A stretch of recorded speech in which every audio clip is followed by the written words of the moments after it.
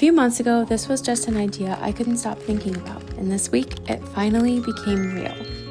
From late night baking to last minute projects and plenty of nerves, here's what opening week looked like as I prepared to welcome my very first customers.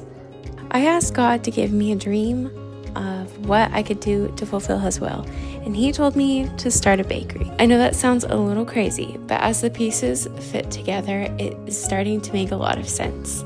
The connections with the community, the way that I can show others His love, and the way that I can make women and moms feel seen, heard, welcomed, loved, and take home a little sweet treat in the process just makes a lot of sense to me. I wanted to do a farm stand, something that is simple and community driven, something that stands out. There's not a lot of farm stands in my neighborhoods or surrounding areas, and something that really encapsulated my style of baking. I love sourdough. I love sweet treats that pair well with coffee and tea for mornings and afternoons. I feel like my opening menu is a really great example of exactly the type of baker that I am, and I'm really excited to get to share that with people. My hope for this farm stand is not just that I would get to meet people and make connections, but that other people would get to meet one another and make connections, and that we can just make this neighborhood, the surrounding neighborhoods, more of a community and just a place where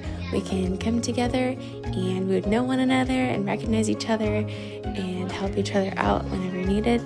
Just something that would bring folks together and really just exemplify the love that Jesus has for us within the community. I love the way Blackberry Street Sourdough ties into my Gathered in Grace brand. I feel like the recipes and the homemaking that comes from Gathered in Grace comes out through Blackberry Street Sourdough really well, and I'm really excited to have those be tied together and to get to share those with more people, because I really truly feel that there's someone out there that would benefit from this. It would make me so happy to know that my steps of obedience would help even just one person, that they would come to know the love of Jesus, and that I would either ease the burden of sourdough or baking or homemaking or motherhood or all of the above. Just something that makes people feel related to and understood and like they're not alone.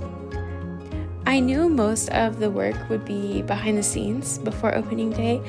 I just really underestimated how long everything would take between working my regular corporate job as a bookkeeper, being a stay-at-home mom to 2 very young kids, and building brands on top of content creation. And don't get me wrong, I love those things. There's only 24 hours in a day though, and there's a lot of things that need to get done. So there were a lot of late nights and early mornings and starting over, making mistakes and learning. And I'm here to document the process of the whole thing. I've made a slew of mistakes, and I'm willing to share them with you guys so that if you are wanting to start a farm stand, you don't have to make the same mistakes I did. And my background as a bookkeeper has enabled me to create a costing workbook that I actually accidentally deleted. So I will get to be rebuilding that with all of you and help you guys to build your own custom costing workbooks so that you can make your farm stand or your small business the profitable business that you deserve. So I'm really excited to share those things with you. I've learned a lot so far, and it's only been a week. I just did my first prep day. I fed my starter to bulk it up so that I can feed it tomorrow for my dough day. I packaged up some pancake mix. I made scones and I froze them. And then I'm going to be working on labels and stuff tonight. And this is just the reality of being a work from home mom with 2 young kids and starting a business and prepping for opening day. It's about time to start dinner. There's a sink full of dishes. I haven't found a spot for all my ingredients yet for the bakery, so they're just on the cutting board. But I'm having so much fun, and I literally can't stop smiling. I'm just so excited. This is like actually a dream come true. So I'm feeling very grateful for the opportunity, and I'm so excited to share it with you guys. So stay tuned to see how dough day goes tomorrow. Good morning. Happy Thursday. Today's our dough day. My son woke up at 4:30 this morning and I'm trying to get him back to sleep. So I wanted to take you along on my very first dough day. I have about 400 grams of my starter bulked up from yesterday. And I'm going to feed it 1-to-1 because that's just what I felt most comfortable doing for this first time. So I have about 600 grams of my starter. So I'm going to feed 600 grams of each starter flour water to bring me up to 1,800 grams. And I need about 1,200. Thought that was a good buffer. We'll see how that goes. Now let's get these counters cleaned up and I'll take you along for the dough day.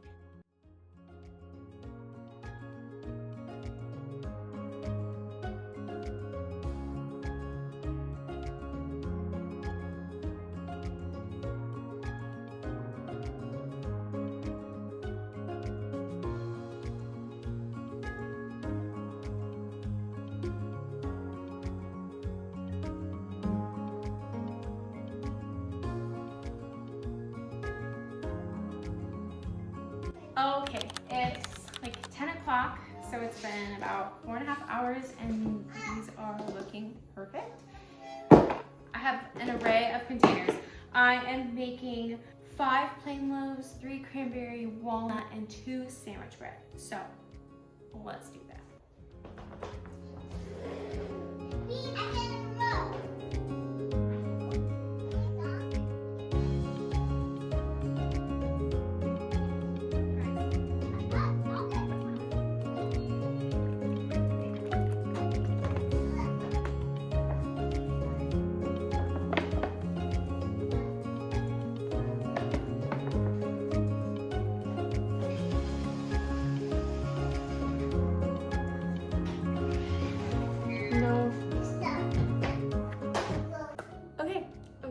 Midday update. We're about to have some lunch.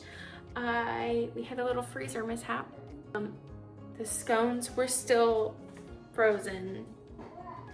They weren't like solid frozen, but they were like well below a fridge temp. So I refroze them and I'm testing a couple now. We'll have lunch. I've done 2 rounds of stretch and folds on my bread. So the next round I will be adding in my cranberry walnut inclusions. And then just doing a whole bunch of cleaning, label printing, some signs and prep for tomorrow. Anyways, feeling a little bit nervous about how much there is still to do. And it's really warm in my house and I'm worried that these are gonna bulk ferment really fast. So, because the dough feels pretty warm. So we'll see. This is like a great learning opportunity and I'm happy I get to do it and I will learn a lot, I'm sure. I'm gonna have to try and remember to take notes on everything, but that's my midday Thursday update for you.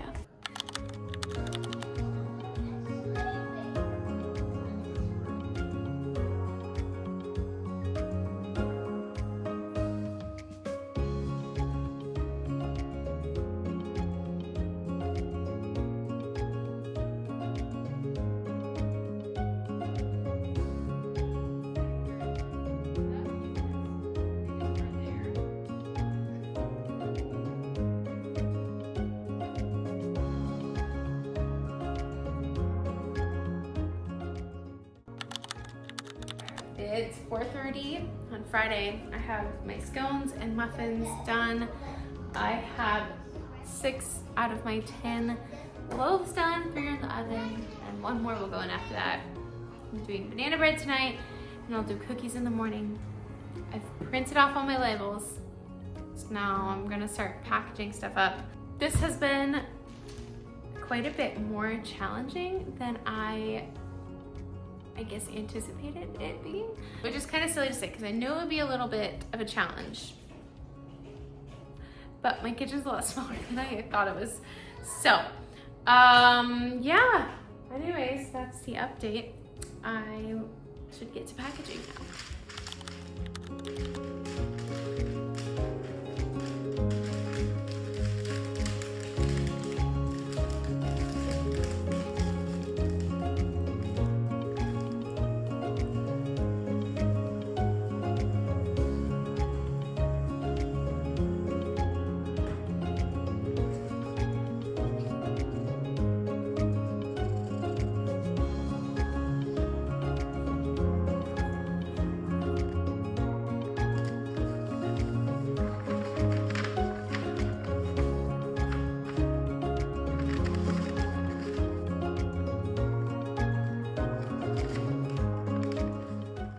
Saturday morning, I was really excited to start making these oatmeal chocolate chip cookies. And when I deleted that costing workbook, I deleted the recipe for these cookies. And I have found some notes that had the recipe, but I forgot that I had tweaked it since then.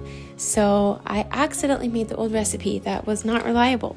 And as you can see, I totally scorched these cookies. I tried again and they still weren't turning out. Out of the 2 batches of cookies that I made, I was able to salvage 12 of them. And so I did sell those 2 bags pretty much as soon as I got them out. They sold right away. So I also cut my banana bread slices and was so excited to put them in these little bags. And I never measured. In all of my trial and error, I never measured.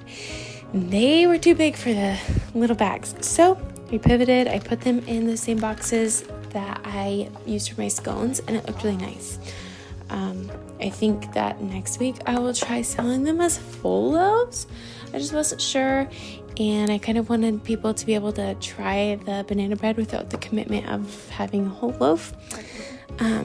So another mistake in the bag.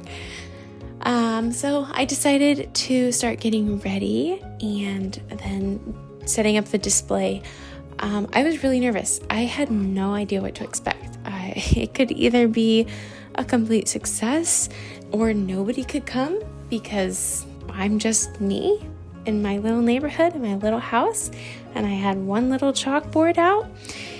And I had posted in the local Facebook groups, but I just wasn't sure. I really had no idea what the day would bring. So, not gonna make that mistake again. That was such a bummer. But again, I'm here to make the mistakes so that you don't have to. I was setting up, and as you can see, these folks right here on their walk were actually my first customers. They circled back and it was still like 45 minutes before I had said that I was going to open, but I was pretty much already set up. So when they asked if I was open, I was not about to say no. And they were so kind and they purchased some things. And it was just such a blessing to have someone show up early. And then right after that, another couple walked up and they bought some things too.